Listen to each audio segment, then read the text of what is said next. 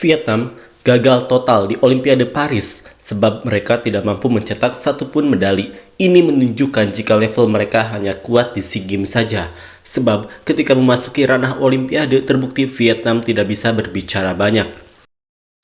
Atas apa yang terjadi pada Vietnam sekarang ini membuat orang-orang Vietnam merasa malu dan kecewa dengan prestasi negaranya.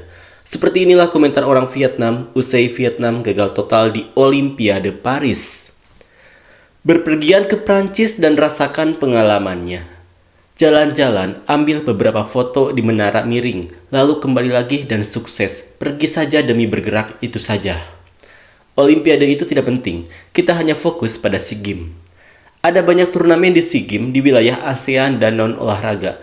Negara manapun yang menyelenggarakannya akan selalu ada lebih banyak medali dibandingkan negara lain. Sistem penyelenggara dan wasit mengeksploitasi penandaan palsu. Selama ini masalahnya, tinggal di dalam sumur selamanya adalah hal yang benar. Maksudku Vietnam selalu bangga dengan banyak atlet di SEA Games. Sekarang kalau di SEA Games saya merasa terhina. Khawatir tentang investasi jangka pendek di SEA Games setiap hari.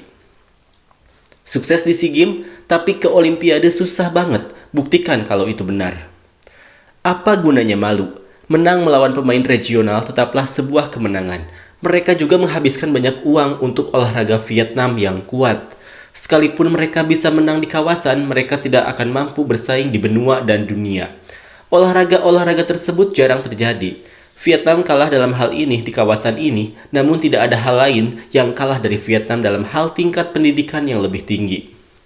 Selamat kepada industri media Vietnam selalu berkembang mundur. Yang terbaik adalah menghilangkan semua olahraga sehingga tidak ada cara negatif untuk menghabiskan uang itu untuk anak-anak di dataran tinggi untuk bersekolah.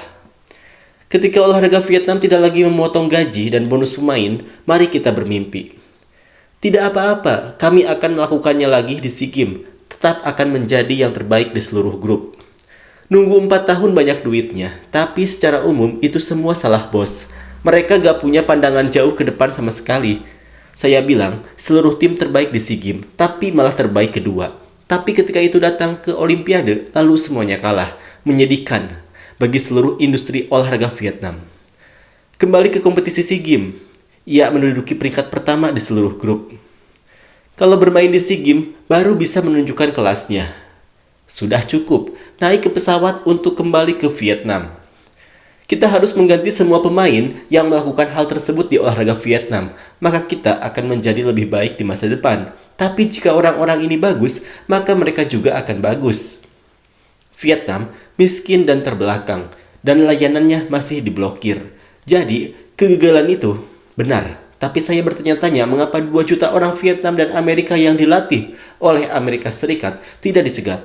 Tapi, mengapa kita tidak melihat medali emas? Atau kita tidak bisa memperbaharui? Kegagalan total dari prestasi hingga televisi. Kegagalan total bubar saja. Kita belajar dari pengalaman, prestasi itu tidak penting. Selama bertahun-tahun kondisi fisik masyarakat Vietnam masih sama. Investasi hanya ditujukan ke SEA Games. Tidak ada rencana jangka panjang. Tidak apa-apa. Saya akan menjadi tuan rumah Olimpiade berikutnya. Saya tidak akan mendapatkan medali jika saya berlari di rute apapun.